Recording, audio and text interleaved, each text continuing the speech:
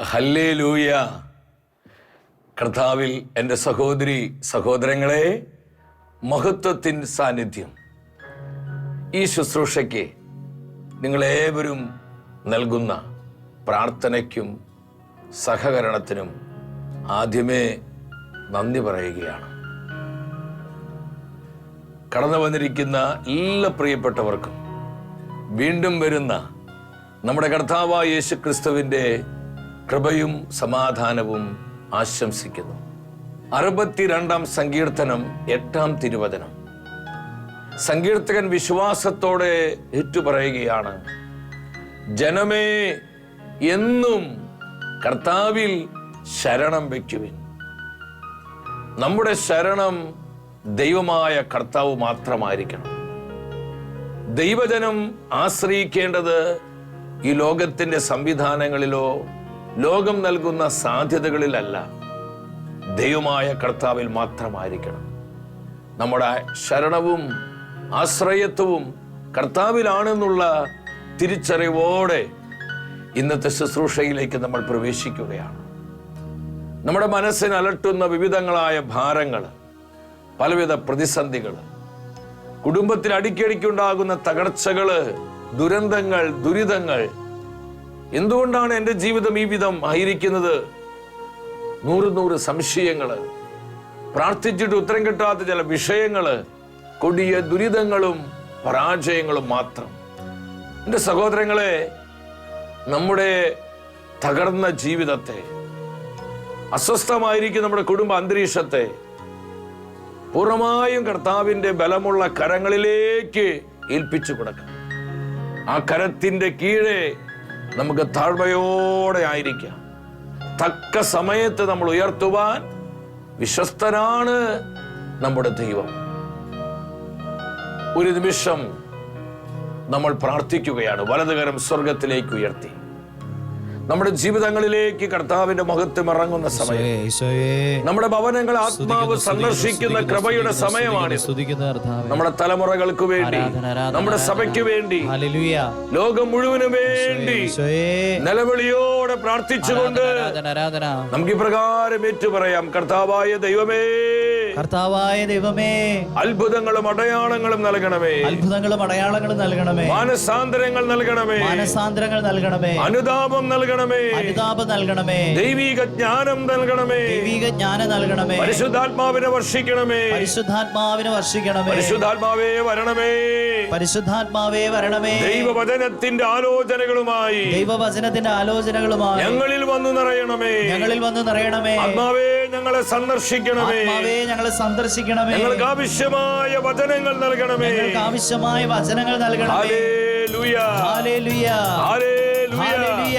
കാലത്തിന്റെ അടയാളങ്ങൾ തിരിച്ചറിയുവാൻ, കാലത്തിന്റെ അടയാളങ്ങൾ തിരിച്ചറിയുവാൻ ആത്മാവേ ആത്മാവേ ഞങ്ങൾ അഭിഷേകം ചെയ്യണമേ, അഭിഷേകം ചെയ്യണമേ. ആമേൻ, ആമേൻ, ആമേൻ.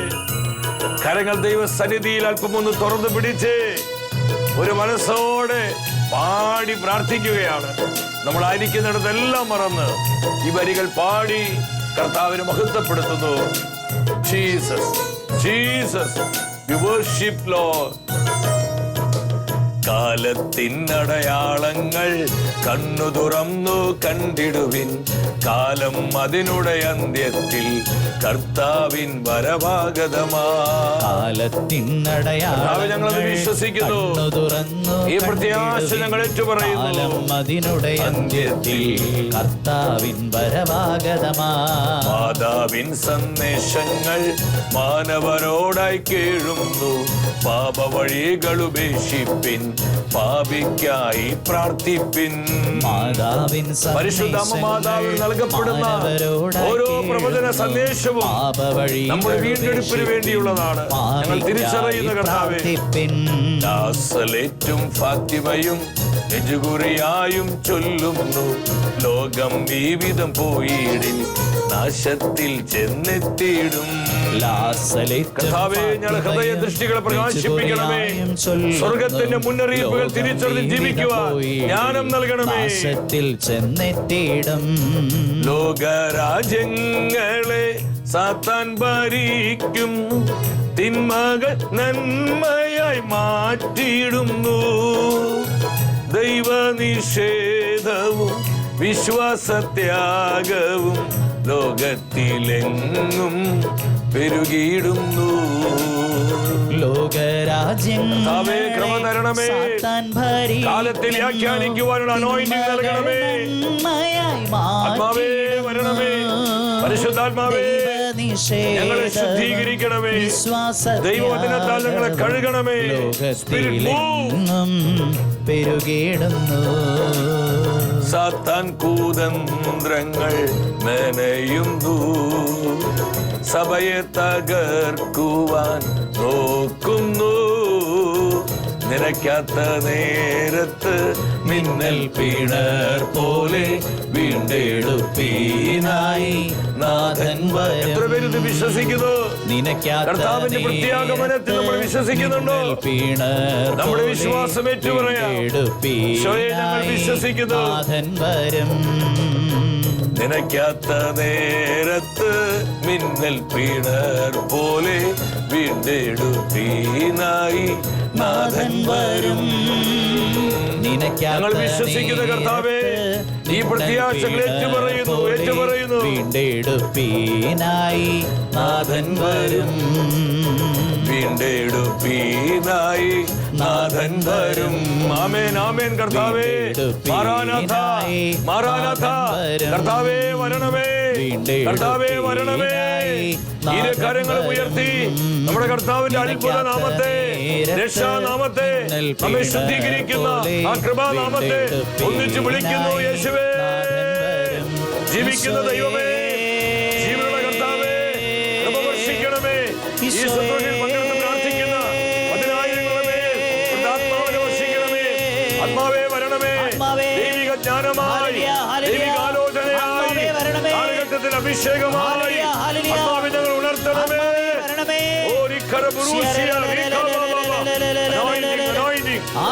അഭിഷേകം ചെയ്യണമേ. കൂട്ടായ്മയായി ഞങ്ങൾ അഭിഷേകം ചെയ്യണമേ. വ്യക്തിപരമായ അനോയിന്റിംഗ് നൽകണമേ. കാലത്തെ വ്യാഖ്യാനിക്കുവാൻ, സമയത്തെ തിരിച്ചറിഞ്ഞ് ജീവിക്കുവാൻ പരിശുദ്ധാത്മാവേ സഹായിക്കണമേ. ആത്മാവേ സഹായിക്കണമേ. Lord, anoint, anoint, anoint, Lord. ഈശോയെ നന്ദി. ഈശോയെ സ്തുതി. പരിശുദ്ധ അമ്മേ, വചനത്തിന്റെ അമ്മേ, അമ്മ ഞങ്ങൾക്ക് വേണ്ടി പ്രാർത്ഥിക്കണമേ. സകല വിശുദ്ധരെ മാലാഖമാരെ ഞങ്ങൾക്കായി അപേക്ഷിക്കണമേ. ആമേൻ, ആമേൻ. ഹല്ലേലൂയ, ഹല്ലേലൂയ.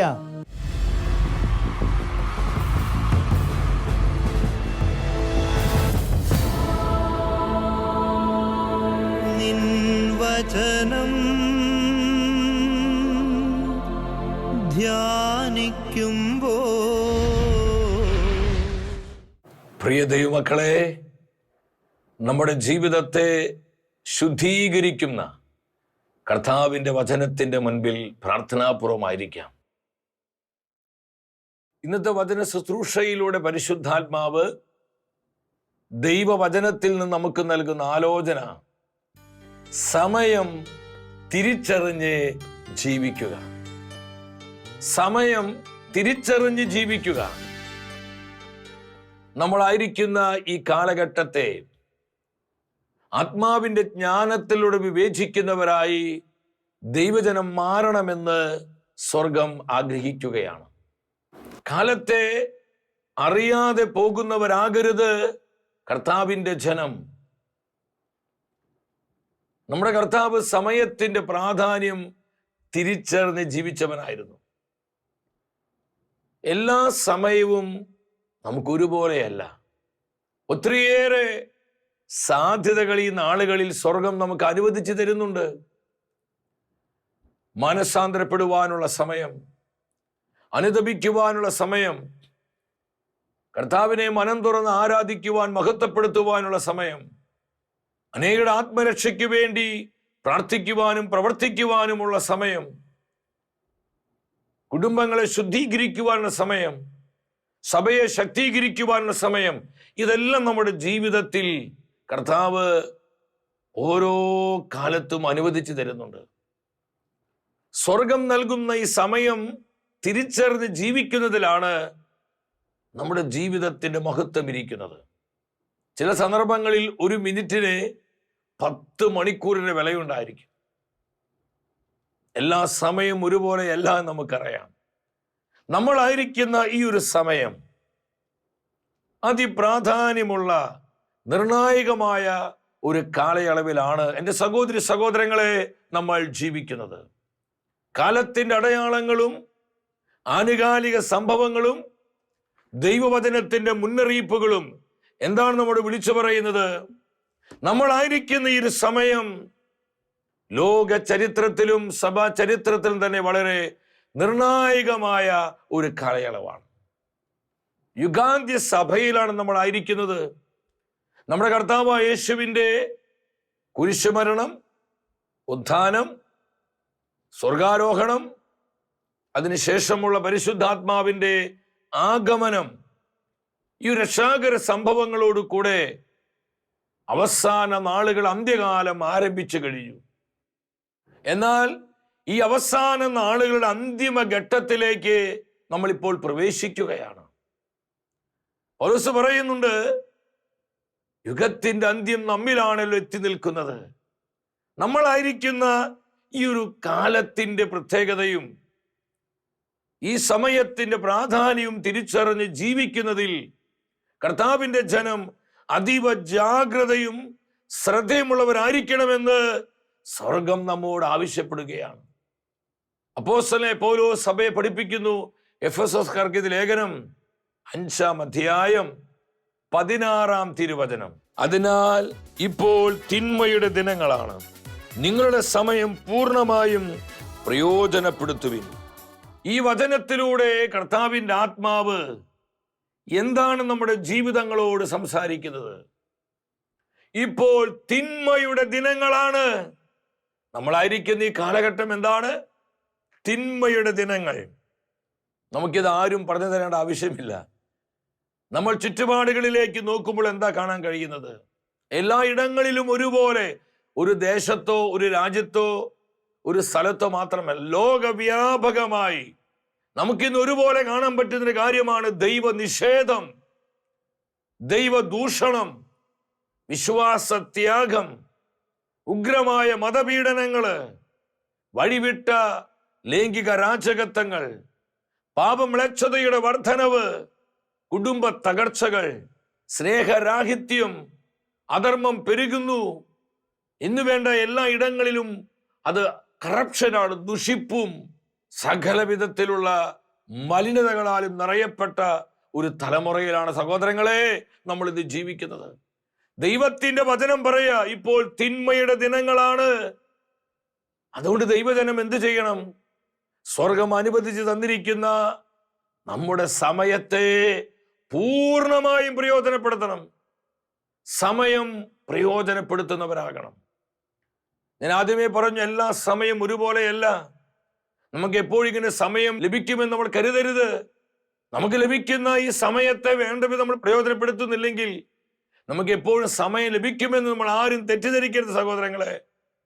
അനുതപിക്കുവാനും മാനസാന്തരപ്പെടുവാനും ആത്മാക്കളെ വീണ്ടെടുക്കുവാനും പ്രാർത്ഥിക്കുവാനും പരിഹാരം ചെയ്യാനും സ്വർഗം അനുവദിക്കുന്ന ഒത്തിരി സമയങ്ങൾ നമ്മുടെ ജീവിതത്തിലുണ്ട്. ഈ സമയങ്ങൾ തിരിച്ചറിഞ്ഞ് നമ്മൾ ജീവിക്കുമ്പോഴാണ് നമ്മുടെ ജീവിതങ്ങൾ കർത്താവിന് പ്രയോജനമുള്ളതായിട്ട് മാറുന്നത്. ദൈവത്തിന്റെ വചനം പറയുന്നുണ്ട്, മത്തായിയുടെ സുവിശേഷം 16:3 കർത്താവ് ചോദിക്കുന്നു, ആകാശത്തിന്റെ ഭാവഭേദങ്ങൾ തിരിച്ചറിയാൻ നിങ്ങൾക്ക് കഴിയുന്നുണ്ടല്ലോ, കാലത്തിന്റെ അടയാളങ്ങൾ എന്തുകൊണ്ട് നിങ്ങൾ തിരിച്ചറിയുന്നില്ല? ഇനി ഈ ചോദ്യം എന്നോട് നിങ്ങളോടുമാണ് കർത്താവ് ചോദിക്കുന്നത്. ഈ ലോകത്തിന്റെ ഭൗമികമായ കാര്യങ്ങൾ, നമുക്ക് അനുദിന ജീവിതത്തിൽ വേണ്ട നശ്വരമായ ലോകത്തോട് ബന്ധപ്പെട്ട, നമ്മുടെ ജീവിതത്തോട് ബന്ധപ്പെട്ട ആവശ്യങ്ങളൊക്കെ നമ്മൾ കൃത്യമായി അറിയുന്നുണ്ട്. എന്നാൽ എന്തുകൊണ്ട് സ്വർഗത്തിന്റെ മുന്നറിയിപ്പുകൾ ഗ്രഹിക്കുന്നില്ല? സ്വർഗം നൽകുന്ന പ്രവചന സന്ദേശങ്ങൾ എന്തുകൊണ്ട് നമ്മൾ വിശ്വസിക്കുന്നില്ല? കാലത്തിന്റെ അടയാളങ്ങളിലൂടെ കർത്താവ് തരുന്ന പ്രവചനങ്ങൾ നമ്മൾ സ്വന്തമാക്കുന്നില്ല. എൻ്റെ സഹോദരങ്ങളെ, ഈ ചോദ്യം നമ്മോടാണ് കർത്താവ് ചോദിക്കുന്നത്. എന്തുകൊണ്ട് നിങ്ങൾ അറിയുന്നില്ല? അതിനർത്ഥം എന്താണ്? നമ്മളായിരിക്കുന്ന ഈ ഒരു കാലത്തെ, സമയത്തെ അറിയാതെ നമ്മൾ ജീവിക്കരുത്. പഴയ നിയമത്തിൽ രാജാക്കന്മാരുടെ 2-ാം പുസ്തകം 5-ാം അധ്യായം 26-ാം വചനത്തിൽ പ്രവാചകനായ എലീശ ഗഹസിയോട് ചോദിക്കുന്ന ഒരു ചോദ്യമുണ്ട്. ഗഹസി, പണം, വസ്ത്രം, ഒലിവത്തോട്ടങ്ങൾ, മുന്തിരിത്തോട്ടങ്ങൾ, ദാസിദാസന്മാർ, ആട്ടിൻ പറ്റങ്ങൾ, ഇവയൊക്കെ സ്വന്തമാക്കാനുള്ള സമയമായിരുന്നോ ഇത്? ഒരിക്കൽ കൂടി നിങ്ങൾ ആ വചനം ശ്രദ്ധിച്ച്. പണം, മുന്തിരിത്തോട്ടങ്ങൾ, ഒലിവ് തോട്ടങ്ങൾ, വിലപിടിപ്പുള്ള വസ്ത്രങ്ങൾ, ദാസിദാസന്മാർ, ഇവയൊക്കെ സ്വന്തമാക്കാനുള്ള സമയമായിരുന്നു അത്. എന്താണ് ആ ചോദ്യത്തിനർത്ഥം? ഗഹസി, നീ എന്തുകൊണ്ട് സമയം തിരിച്ചറിയാതെ പോയി? നിനക്ക് അനുവദിക്കപ്പെട്ട ഈ സമയം എന്തുകൊണ്ട് നീ തിരിച്ചറിഞ്ഞില്ല? എന്റെ യജമാനനായ ഏലിയായിൽ നിന്ന് ഞാൻ ഇരട്ടി പങ്കിന്റെ അഭിഷേകം പ്രാപിച്ചതുപോലെ എന്റെ മേൽ പകരപ്പെട്ട അഭിഷേകത്തിന്റെ ഡബിൾ പോർഷൻ അനോയിന്റിങ്, ഇരട്ടി പങ്കിന്റെ അഭിഷേകം നീ പ്രാപിക്കേണ്ട സമയത്ത് നശ്വരമായ കാര്യങ്ങൾക്ക് വേണ്ടി, നശിച്ചു പോകുന്ന താൽക്കാലികമായ നേട്ടങ്ങൾക്ക് വേണ്ടി, സുഖങ്ങൾക്ക് വേണ്ടി നീ എന്തുകൊണ്ട് നിന്റെ സമയത്തെ നീ നഷ്ടപ്പെടുത്തി കളഞ്ഞു? പണത്തിനു വേണ്ടി, വസ്ത്രത്തിനു വേണ്ടി, ഒലിവത്തോട്ടങ്ങൾ, മുന്തിരിത്തോട്ടം, ഇതൊക്കെ ഈ ലോകത്തോട് ബന്ധപ്പെട്ട് വരുന്ന കാര്യങ്ങളാണ്. വെറും ലൗകികമായ കാര്യങ്ങൾ. ഇതൊക്കെ താൽക്കാലികമാണ് സഹോദരങ്ങളെ. ഇതിനു വേണ്ടി മാത്രമാകരുത് നമ്മുടെ ജീവിതമെന്ന് കർത്താവിന് നിർബന്ധമുണ്ട്. വിശ്വസിക്കുന്ന ഉച്ചത്തിൽ ഹല്ലേലൂയ പറഞ്ഞേ, ഹല്ലേലൂയ. നശ്വരമായ അപ്പത്തിനു വേണ്ടി മാത്രം അധ്വാനിക്കുന്നവരാകരുത് നമ്മൾ. ഈ ലോകത്തിന്റെ വ്യഗ്രതയിൽപ്പെട്ട് ഈ ലോക ജീവിതത്തിന് ആവശ്യമായ കാര്യങ്ങൾ മാത്രം ചിന്തിച്ച് അതിനോട് വ്യഗ്രത കാണിച്ച് അത് ലഭിക്കുവാൻ, അത് സ്വന്തമാക്കാനുള്ള തത്രപ്പാടിൽ സ്വർഗം തരുന്ന മുന്നറിയിപ്പുകള്, സ്വർഗത്തിന്റെ പ്രവചന സന്ദേശങ്ങള് നമ്മൾ തിരിച്ചറിയാതെ പോകരുതെന്ന് ഈ വചനത്തിലൂടെ കർത്താവ് നമ്മോട് ആവശ്യപ്പെടുകയാണ്. നമുക്ക് എത്ര പേർക്ക് ഇത് മനസ്സിലാകുന്നുണ്ട്? എന്തുകൊണ്ട് നീ സമയം തിരിച്ചറിഞ്ഞില്ല? ഈ സമയം തിരിച്ചറിയാതെ പോയതുകൊണ്ട് ഗഹസിക്ക് എന്തു പറ്റി? അവൻ നഷ്ടപ്പെട്ടവനായിട്ട് മാറി. നഷ്ടപ്പെട്ടൊരു കൂട്ടത്തിൽ അവൻ എണ്ണപ്പെടുകയാണ്. ഇരട്ടി പങ്കിന്റെ അഭിഷേകം പ്രാപിച്ച് ഏലീശ ദൈവരാജ്യത്തിന് വേണ്ടി ചെയ്ത ശുശ്രൂഷകളെക്കാളും അതിശക്തമായ ശുശ്രൂഷ അവന്റെ നാളുകളിൽ കർത്താവിന്റെ മഹത്വത്തിന് വേണ്ടി, ദൈവജനത്തിന്റെ വീണ്ടെടുപ്പിന് വേണ്ടി പ്രവർത്തിക്കേണ്ട ഗഹസി നഷ്ടപ്പെട്ടവനായി പോയി. എന്തുകൊണ്ട്? അവൻ സമയം തിരിച്ചറിയാതെ പോയി. അവൻ അനുവദിക്കപ്പെട്ട സമയത്തിന്റെ പ്രാധാന്യം മനസ്സിലാക്കാതെ ലോകത്തിന്റെ വ്യഗ്രതയിൽപ്പെട്ട് നശ്വരമായ കാര്യങ്ങൾ നേടിയെടുക്കുവാൻ അവൻ അവന്റെ ജീവിതത്തെ ചെലവഴിച്ചു. അതിന്റെ റിസൾട്ട് എന്താണ്? അവൻ നഷ്ടപ്പെട്ടു പോകുന്നു. സഹോദരങ്ങളെ, ഇത് നമുക്കുള്ള കർത്താവിന്റെ പ്രൊഫറ്റിക് മെസ്സേജ് ആണ്. നമ്മോടാണ് ഈ വചനം ഇന്ന് ഇടപെടുന്നത്. ആത്മാവ് പറയുകയാണ്, ഈ സത്യം നമ്മൾ അറിയാതെ പോകരുത്. ഇതെന്തിനുള്ള സമയമാണ്? അനേകം ആത്മാക്കളെ വീണ്ടെടുക്കുവാനുള്ള സമയമാണ്. ആത്മരക്ഷയും ആത്മാക്കളുടെ രക്ഷയും. ഹല്ലേലൂയ പറഞ്ഞേ, ഹല്ലേലൂയ. ഒന്ന്, നമ്മുടെ വ്യക്തിപരമായ ആത്മാവിന്റെ രക്ഷ. 2, അനേകരുടെ ആത്മരക്ഷ. ആമോസ് പ്രവചനം 4:12 പറയുന്നുണ്ട്, നിങ്ങളുടെ ദൈവത്തിന്റെ സന്ദർശന ദിനത്തിനായി നിങ്ങൾ ഒരുങ്ങിക്കൊള്ളുക. നമ്മൾ എങ്ങനെയാണ് ഒരുങ്ങേണ്ടത്? ഈ 2 കാര്യങ്ങളാണ്. 1, ആത്മരക്ഷ. 2, ആത്മാക്കളുടെ രക്ഷ. നമ്മുടെ വ്യക്തിപരമായ രക്ഷ, അതാണ് നമ്മുടെ ആത്മാവിന്റെ രക്ഷ. അതെങ്ങനെയാണ് നമ്മുടെ ആത്മാവിന്റെ രക്ഷ നമുക്ക് ലഭിക്കുന്നത്?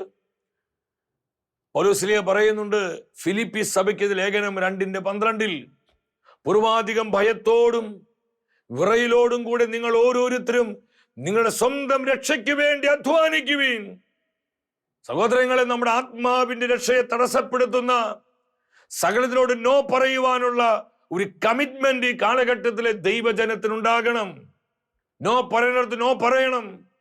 ദൈവവചനത്തിന് വിരുദ്ധമായ നിലപാടുകൾക്കെതിരെ കർത്താവിന്റെ വചനത്തെ ചവിട്ടിക്കളയുന്ന, കർത്താവിന്റെ വചനത്തെ അവിശ്വസത കാണിക്കുന്ന, അതെന്തുമാത്രം നമുക്ക് നേട്ടവും വളർച്ചയും തരുന്ന കാര്യമായിക്കൊള്ളട്ടെ, അതിനോട് നോ പറയുവാനുള്ള സമർപ്പണമാണ്, തീരുമാനമാണ് ഈ കാലഘട്ടത്തിലെ ദൈവജനത്തിന് വേണ്ടതെന്ന് സ്വർഗം നമ്മോട് പറയുകയാണ്. ഇത് സ്വർഗത്തിന്റെ ദൂത, സ്വർഗം തരുന്ന സന്ദേശമാണ് സഹോദരങ്ങളെ.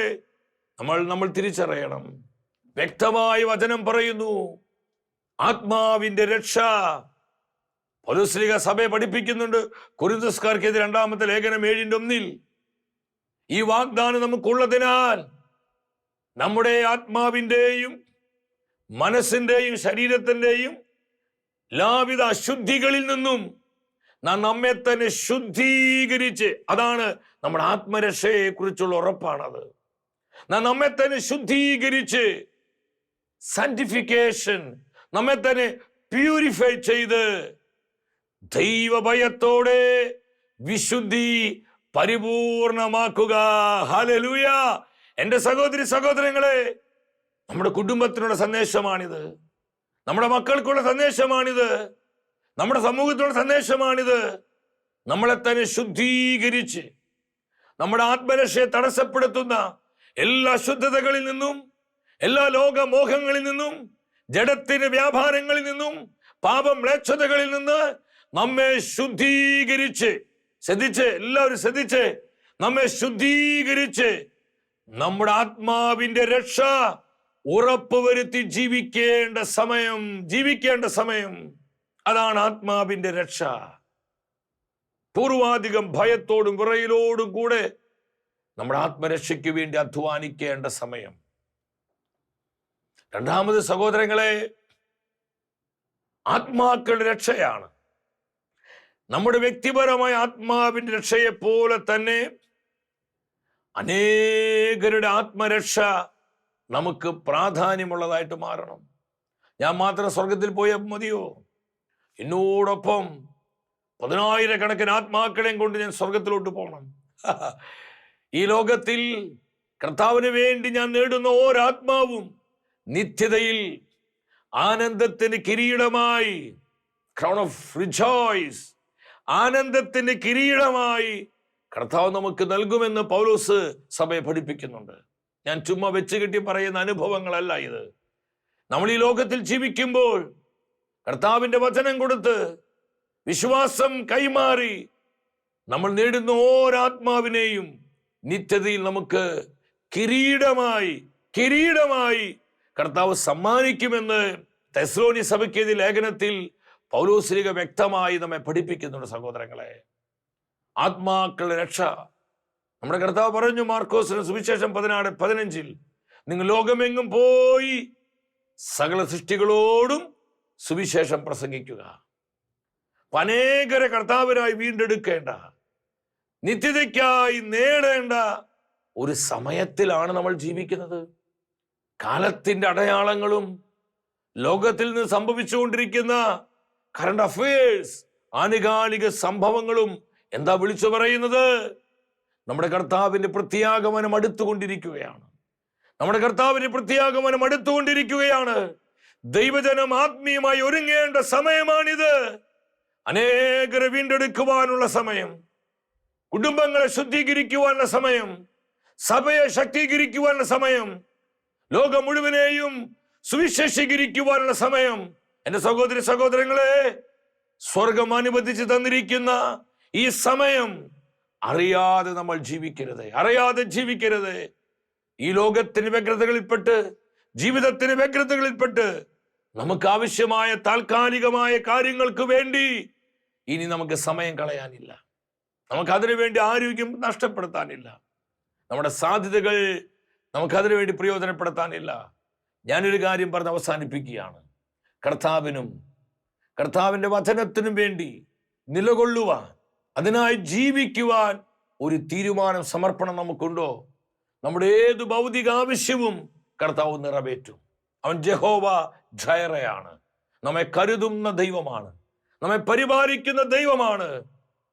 അവൻ ഇടയനായി സ്വീകരിച്ചിരിക്കുന്ന, അവനെ കർത്താവായി ഏറ്റുപറയുന്ന, ഒരു ജീവിതത്തിലും ഒന്നിലും കുറവില്ലാതെ അവരെ കരം പിടിച്ച് നയിക്കുവാൻ വിശ്വസ്തനാണ് നമ്മുടെ കർത്താവ്. എന്റെ സഹോദരങ്ങളെ, നമ്മൾ എന്തിനാ പ്രയാസപ്പെടുന്നത്? നമ്മൾ എന്തിനാ ആകുലപ്പെടുന്നത്? നമ്മൾ ഇന്നത്തെ ശുശ്രൂഷയുടെ ആരംഭത്തിൽ കണ്ടു, ജനമേ എന്നും കർത്താവിൽ ശരണം വെക്കുവീൻ, കർത്താവിൽ ആശ്രയിക്കുവീൻ. ആരെല്ലാം കർത്താവിനെ ആശ്രയിക്കുന്നുവോ അവർക്ക് നഷ്ടം വരികയില്ല. ഹല്ലേലൂയ. ഒരു നഷ്ടം വരാതെ അവരെ കാക്കുവാൻ, അവരെ പരിപാലിക്കുവാൻ, ദിനംതോറും അവരെ വളർത്തി വലുതാക്കുവാൻ മതിയായവനാണ് കർത്താവായ യേശു ക്രിസ്തു. ഈ സത്യം മനസ്സിലാക്കി സമയം തിരിച്ചറിഞ്ഞ് ജീവിക്കുവാൻ നമുക്ക് തീരുമാനമെടുക്കാം. കർത്താവേ, എൻ്റെ വ്യക്തിപരമായ ആത്മാവിന്റെ രക്ഷയും അനേകരുടെ ആത്മരക്ഷയും ലക്ഷ്യമാക്കി ജീവിക്കുവാൻ എന്നെ നീ സഹായിക്കണമേ. അതിനാവശ്യമായ അഭിഷേകം നൽകണമേ. ഈ ഒരു പ്രാർത്ഥനയോടെ നമ്മുടെ ജീവിതങ്ങളെ പൂർണ്ണമായും നമുക്ക് കർത്താവിനെ ഏൽപ്പിച്ചു കൊടുക്കാം. വ്യക്തിപരമായ നമ്മുടെ നിയോഗങ്ങളെയും കുടുംബത്തിന് സകല ആവശ്യങ്ങളെയും നമ്മെ ഓരോരുത്തരെയും നമ്മുടെ കർത്താവ് സമൃദ്ധമായി അനുഗ്രഹിക്കട്ടെ. മഹത്വമേ മഹത്വമേ മഹത്വത്തിൻ രാജാവേ, മഹത്വത്തിൻ സാന്നിധ്യം. മഹത്വമേ മഹത്വമേ മഹത്വത്തിൻ കർത്താവേ, മഹത്വത്തിൻ സാന്നിധ്യം. മഹത്വമേ മഹത്വമേ മഹത്വത്തിൻ രാജാവേ, മഹത്വത്തിൻ സാന്നിധ്യം.